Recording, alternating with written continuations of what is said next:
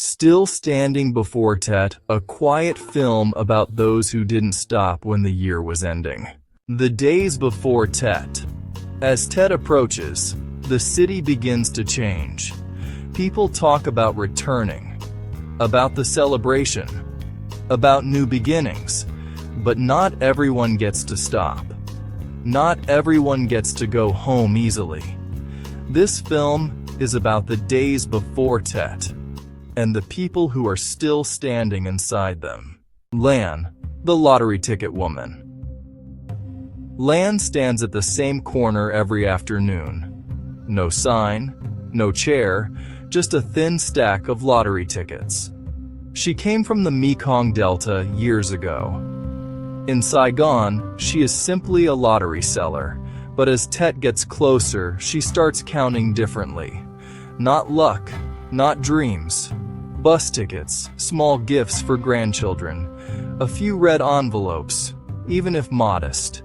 Going home empty-handed is a quiet shame no one talks about. So Lan walks one more block, stands a little longer. Each ticket sold is not a hope of winning, but hope of returning without lowering her eyes. Mr. B.A., the night guard white war veteran. At night, another person is standing still. Mr. Ba guards a closed gate. Few people know that before this uniform, he wore another one. He is a war veteran, a wounded soldier. The war ended decades ago, but it never fully left him. It lives in an old injury that aches when the weather turns cold. He once guarded a road in the forest. Now he guards a gate in the city. Some people never stopped standing guard. They simply changed where they stand.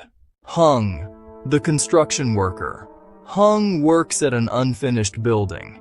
A few weeks ago, he fell from the scaffolding. Not high enough to make the news, but enough to send him to the hospital. The doctor told him to rest. Hung nodded, then went back to work.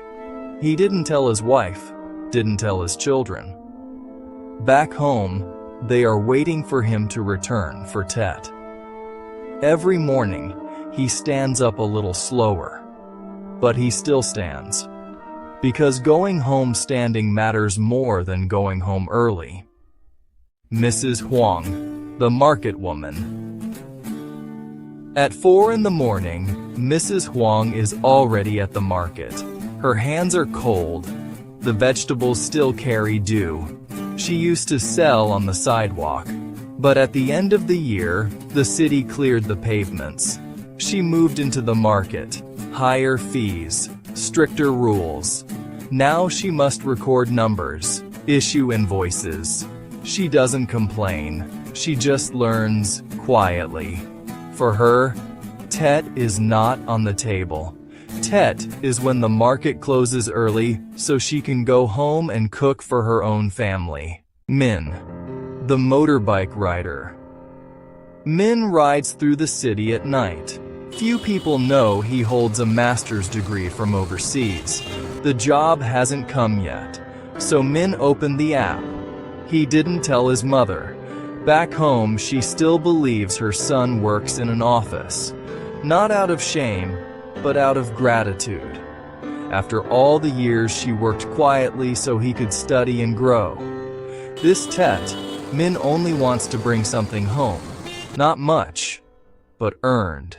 Those who stay, post-COVID. Not everyone goes home. Some stay because they can't afford to leave. Some stay because there is no one left to return to. After COVID, the city gained a new kind of silence. Empty rooms, single meals, doors that don't open during TET. Not sad, just still. They don't blame TET, they simply stay. Quiet dignity. People say the war is over, the pandemic is over. But for some, their echoes live on. In work, in waiting, in standing when it would be easier to sit down. As TET arrives, some celebrate. Others simply survive another year. With dignity, without noise. If you are watching this from a place of comfort, thank you for slowing down. Thank you for seeing those who are still standing.